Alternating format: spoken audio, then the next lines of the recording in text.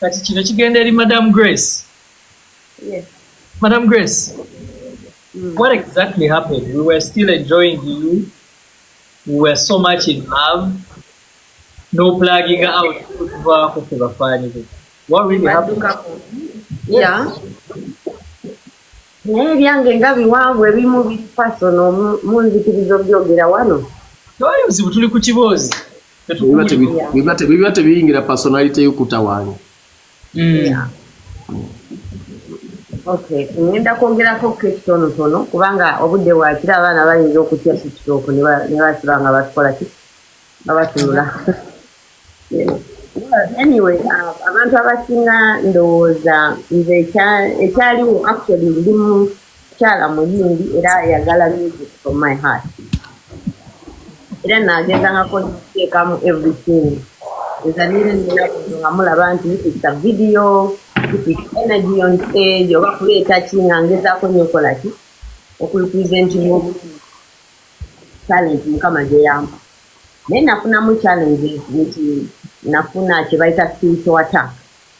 Ngenda kyogerako nga abakulu bonna we bali era ntera n'okiwulira ennaku zino nti abantu bakyogerako naye kibayita eddogo mu industry yaddala. Okay. Yaddala. Ekaawo nno ndi mukyala mulokole era nebaza Mukama olw'obulamu wampadde because kyali gye nafuna yeeyo nti nayisibwanga bubi ng'oluusi mbeera mbuukinze events oba shows n'endwala.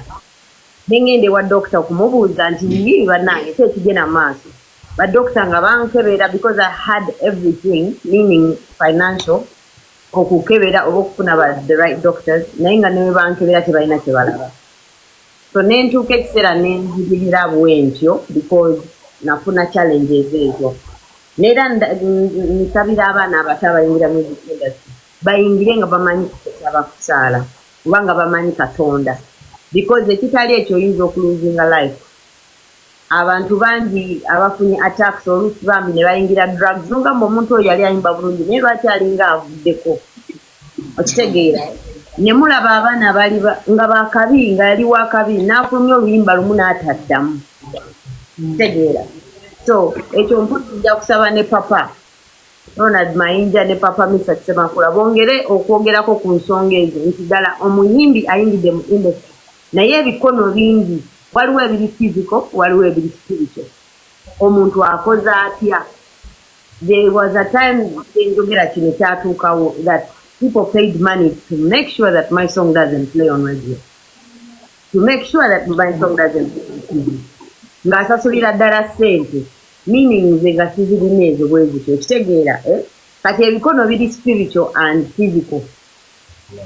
Talent nebeera squashed because you can agree to disagree naye nga of course nakikubamu kaawo jjukira obuyimba bwali bwakabi kiwe kiri. Yes, so abayimbi bano abayingirizibwa n'olaba nga talent enyingirizibwa kutuuka okublinga that they are thrown out of the industry completely tukoze tutya. Papa twongere tuwabulemu kaawo buno yatukiriza okubuuza ku nyingi. Yeah. Tata Mayinja, eddogo owulira mu industry gyeri oba owulira kiwulire? Amanyi okutya kuleeta okuteebereza.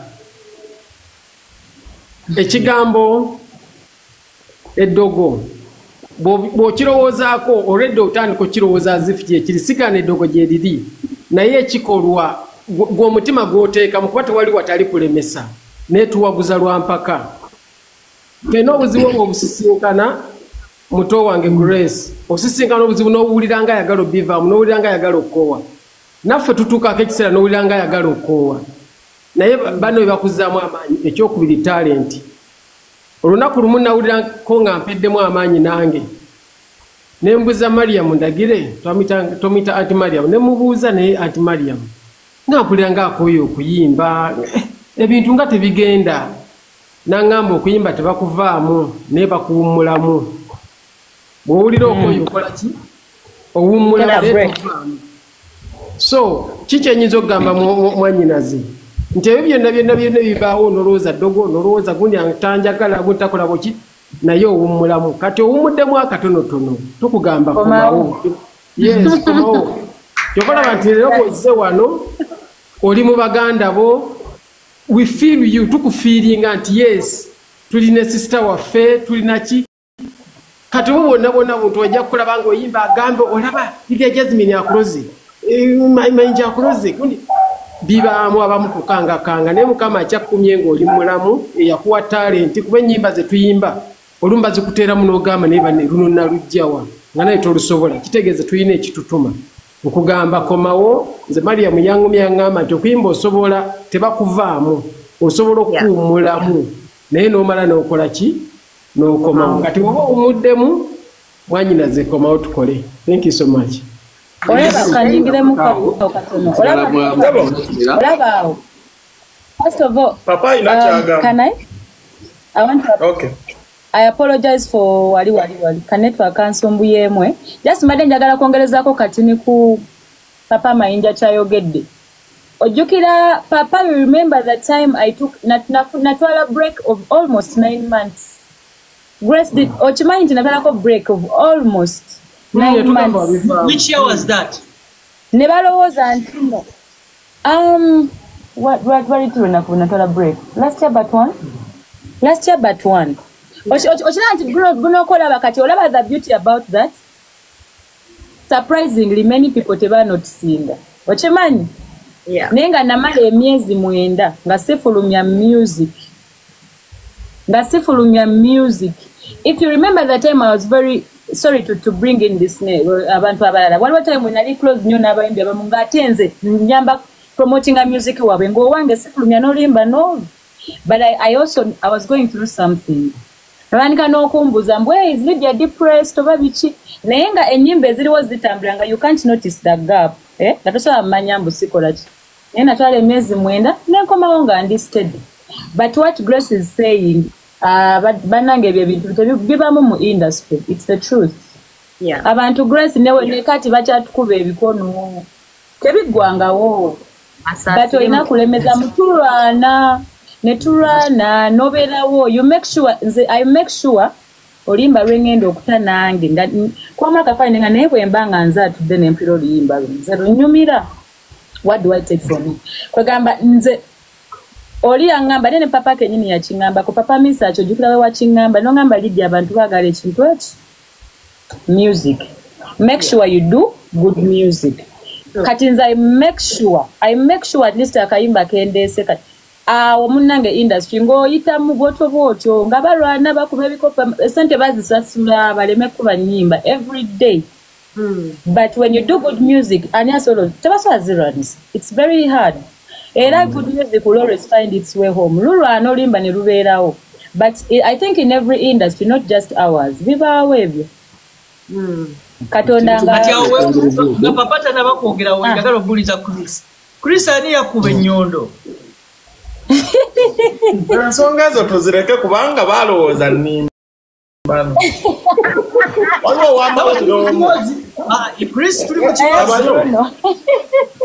wulira aga Katonda mu ggulu okuntwala mu gejeena bankuba ennyondo naye zaali mmeka era nali nfudde wulira nali nfudde era omwami bamuyita Kayemba Honorable w'Ebukomansimbi ye yajja nannona nantwala Mmengo omusajja eyankolako bamuyita Dr. Luyimbaazi abakola Mmengo dokita oyo mumumanyi ye yannyamba ngambuzaayo ng'eddakiika 3 nfe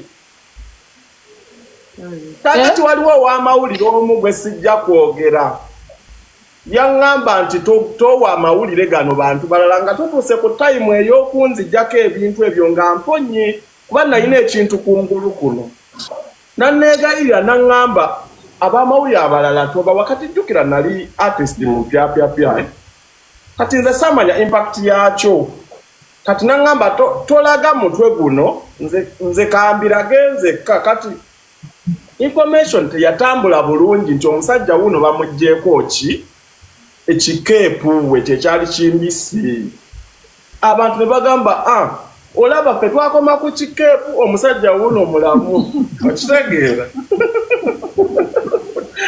amaze okufuna amawulire g'ekikeepu naye amawulire ago bannange omusajja yankola bubi kuba ye yali mu ntalo ze nabo amawulire be nangamba nzenze kagoba wa sitole eyo naye bankuba ennyondo nakoma okubala nnyondo 8 ebyaddala Kawesi byafaayo bya Uganda gwe musajja gwe basooka okukuba ennyondo 8 n'owona ate wakati wano dokita eyadressinga ebiwundu ebyo bamuyita Dr. Luyimba azaali Mengo Hospital buli ali akola Mengo saawa zino ajjanjulira oba tebankuba abantu munne baagala mufu kati baali baagala nfe nawalaba sorry bibawo olaba bbulu olaba naawe oli muvubuka ojja kuba otambula eno ojjagala okuddira ddoola akayondo kutu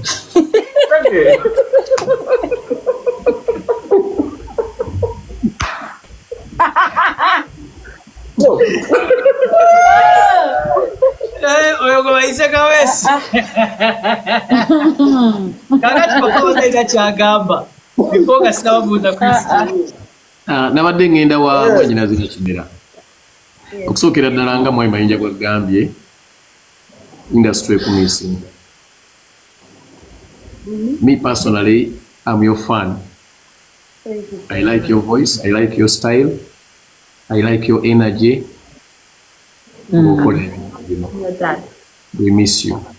That means a lot. Kakati ekirala ffenna nga bwe tuli wano kati ate ffe twali mu gurupu nga tulina bandi ffenna tuli bayimbi buli omu akolerera kuyitamu naye ng'oba oli awo ayeeyita mukwano gwo najja naga nti Mayinja kye yakoze akakayimba eyakaloze kaleme kutambula ate nga n'owa Mayinja amugamba nti Nisa kye yakoloze olaba ke yagenze ewaabwe nti kasajja kabiri kitegedde yatutambulamu nnyo naffe nnyo naye nze mu byonna era nsiiba nkigamba abayimbi bonna buli gwe nsanga ayina ekizibwa nnyo sooka ne mugamba nti okusookera ddala looya w'omuyimbi Luyimba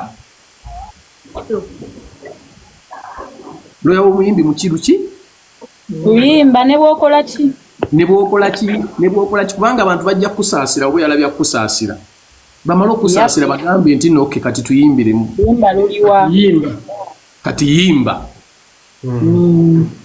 wakitegedde kakati bw'okkiriza ekintu ekyo ne kikugendamu munda tukuze tubiwulira eddogo gyeriri nzikiriza gyeriri naye gw'olumukkirizaako nti gwe teba